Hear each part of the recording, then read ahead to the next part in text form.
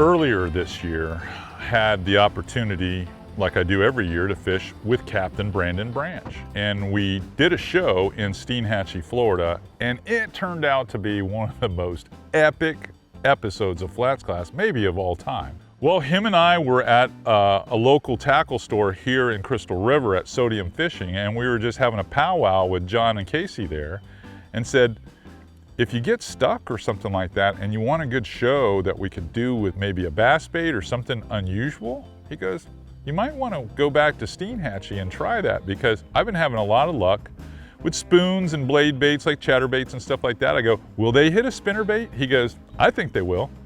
So we went back there. As you can see, the sun's a little bit higher up than normally when we're getting started, but we're waiting on that tide to get up so we can get up on the rocks and the flats and don't have to wait so long, and we're able to get right on them.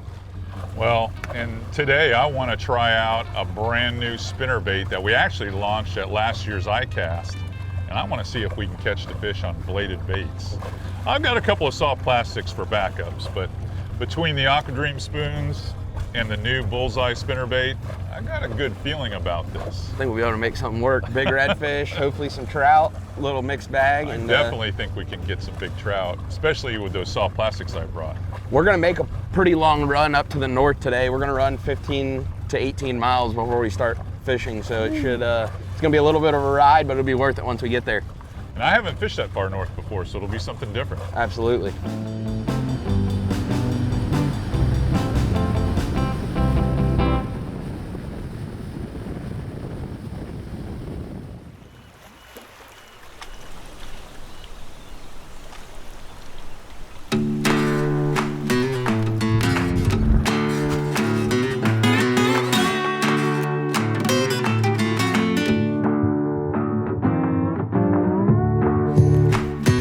Go. Nice.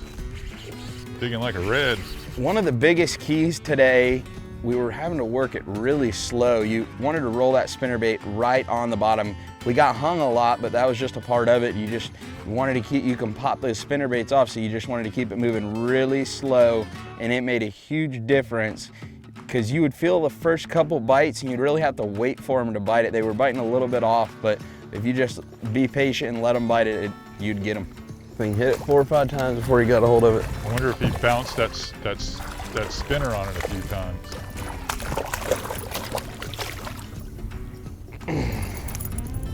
Decent fish. Not bad at all. Catch one more like that, you'll be having me over on the Bullseye bait. Beautiful fish.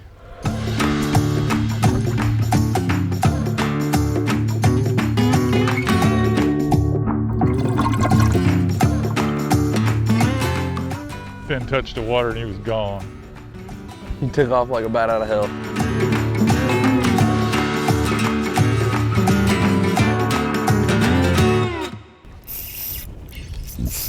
Right there.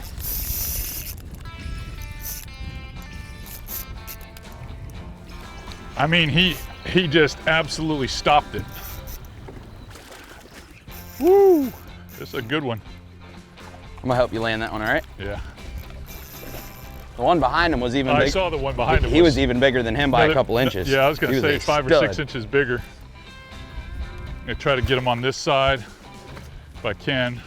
That's no slouch though. Yeah, he's pretty much doing whatever he wants to do.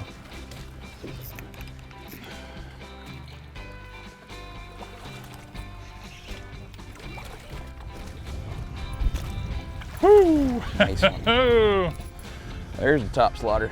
Yeah, it is. That's a good one. Makes for a great search bait when it's windy like this. And what a lot of anglers don't understand is when you got wind like this, it makes it darker on the bottom. That is a gorgeous fish. Absolutely. Got pumpkin colored, really bright colored fish.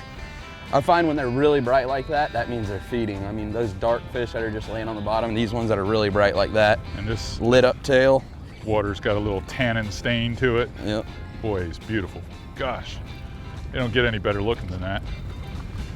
Who would have guessed? Spinnerbait fishing.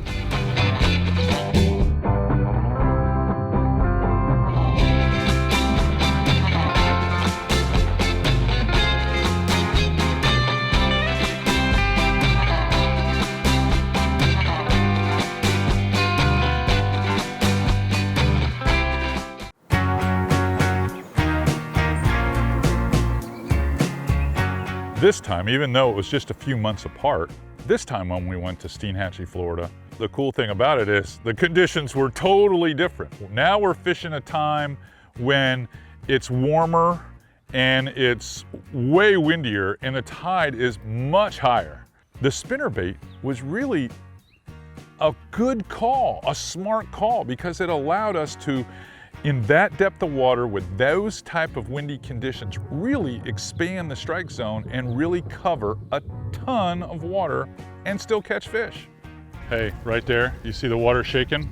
The water's kind of shaking right in there. Right in there.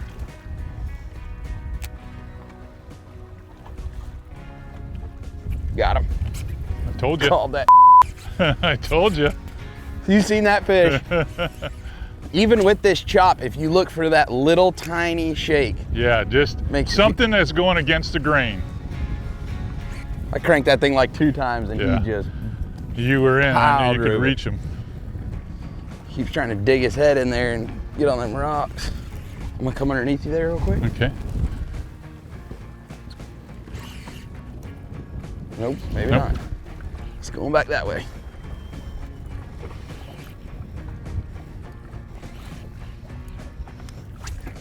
I might have you snag this one. It's a big one. All right. Actually, he's hooked pretty good. Really good.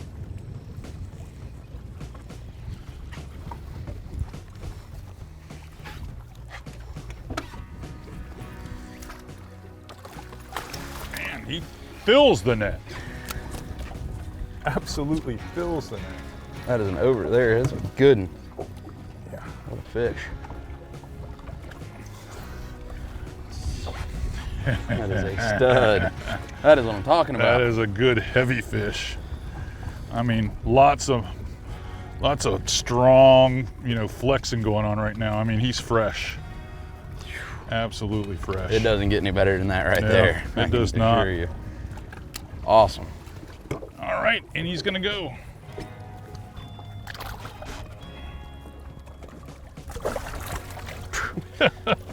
Not happy with you at Gave all. me a tail slap there at the end. So most of our targets today with the higher water, we were looking for really hard bottom off the points of the Spartina grass, which would create a current, and we would just work up and down the rock edges. We would start way out and then just work all the way in. That was a big key, but we were looking for mullet almost the whole time, because you can kind of gauge where the fish are gonna be when you see the mullet jumping. They were just a touch off of the mullet on the lower water, and then when that tide got up, if you saw the mullet jumping, you could go to those mullet, and that's where you would find your bites. There he is.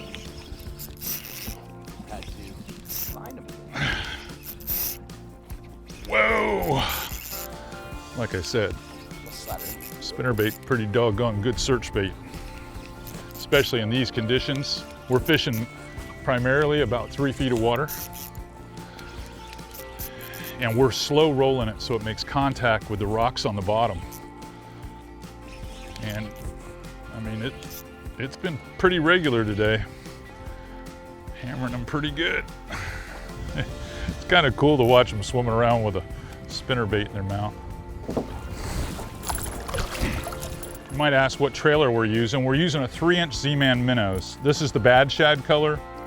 We've also been using the pinfish color a little bit because it kind of matches the color of the water. But this bicolor gives us a little bit more visibility from a greater distance because it's more of a bicolor bait.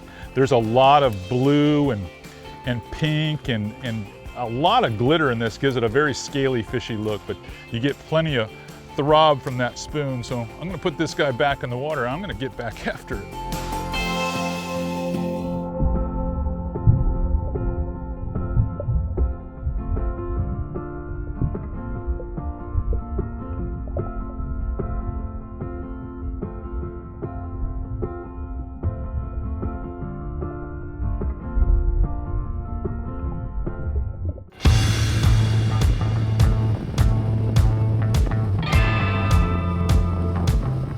When we went to our second spot, before we went back to Plan A, there was a lot of bait fish. There was a couple creeks there that were flowing out a little bit cleaner water than what we were actually fishing. So there was a lot of mud, and then where those creeks came out, it was very clean and there was a lot of bait. So I think that's what was positioning those fish there, wanting to bite.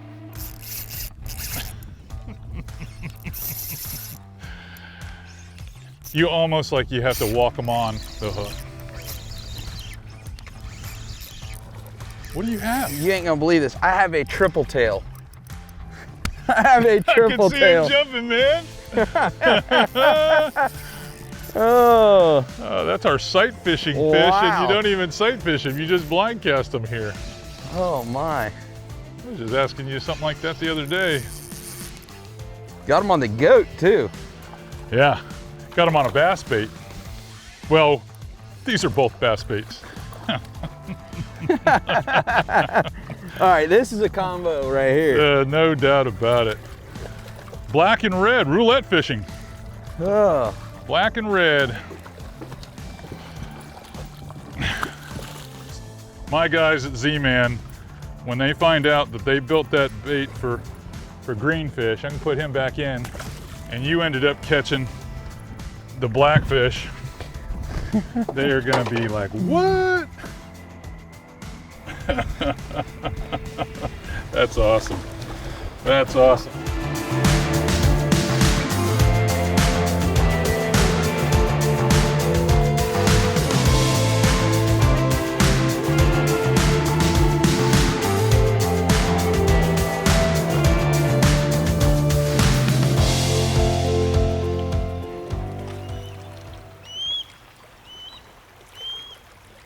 A few casts later, I picked the spinnerbait back up and threw in a school of mullet that I saw working. We're throwing long and we're throwing inside. We're throwing long, we're throwing inside.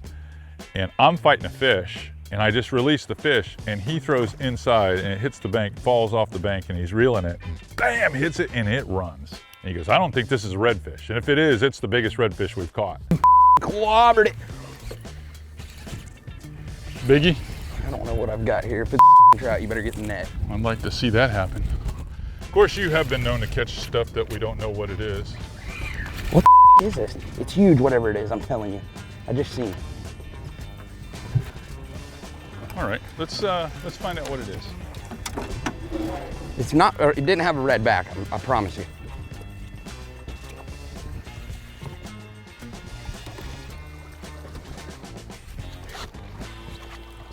I got a hold of here. Come on, dude. It's a snook or a trout. If it ain't a trout, there's no way. It's gotta be a snook. I'm rooting for a trout. Big snook. Big snook. Big snook. Spinnerbait snook. Woo! Oh yeah, baby. Biggin. Woohoo! Ha ha ha! Holy cow! I was like, what in the heck have I got a hold of there? Woo. What a biggin. That is a chunk. Oh. We're not in snook territory, so the first thing that came to mind was a big trout, and well, that wasn't the case. You can't beat that. Oh my. Good Lord. I mean, it's a chunk, guys. It's got to weigh, feels like about 10 pounds, Easy. 11 pounds, 12 pounds. Somewhere between the 10 and 12 pound range. Beautiful fish.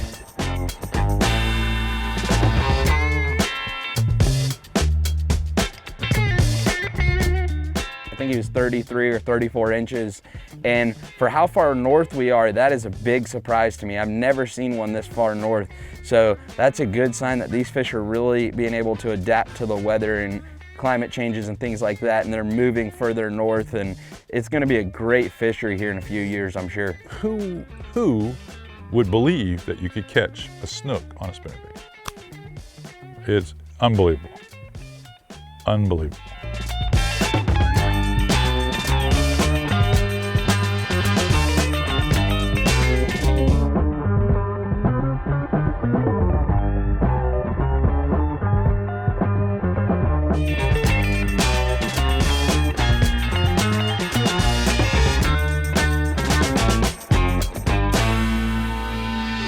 The episode we did with Captain Brandon Branch on redfish and spinnerbaits, well, we couldn't have done it without the Z-Man Bullseye spinnerbait. This is redfish tough. It is not the everyday bass spinnerbait. You can't show up with a wimpy spinnerbait when you're catching that many fish, especially when a snook might show up. So we used the new Bullseye. We put the trailer on with a 3 and sometimes a 4-inch Z-Man minnows, diesel minnows, or the minnows.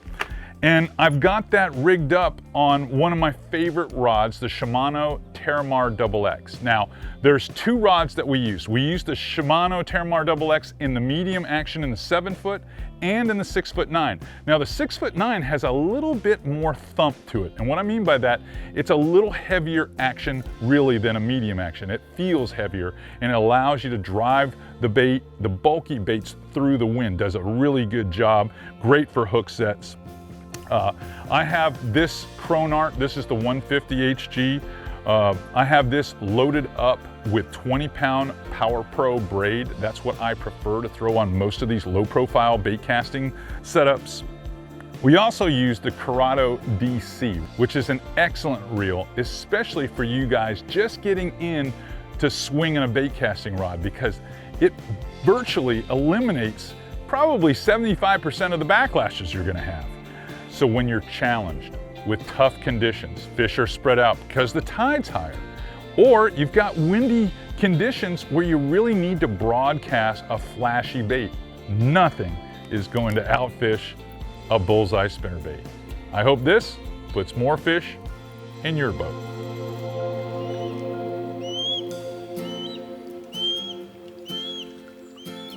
The Big Bend area in general, because we were running up and down that day fishing a lot of different zones, is so beautiful. It's so much the feel of old Florida, you know, no palm trees, more pine trees, more Spartina grass, and yes, plenty of big rocks. But that guarantees that that fishery will always be a solid one, because I don't care what you're doing, you're not running around there unless you've got a little local knowledge. My ribs are starting to hurt a little bit. That's when you know you've been fishing.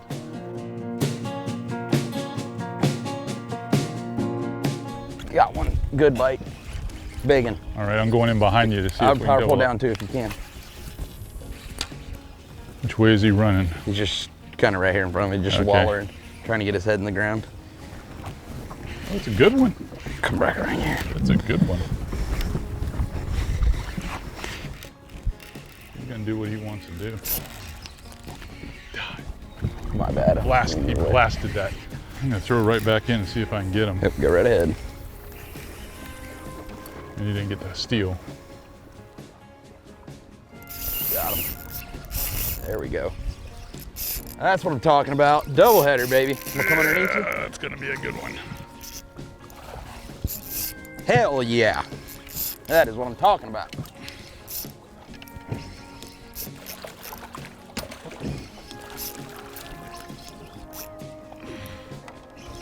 Whew.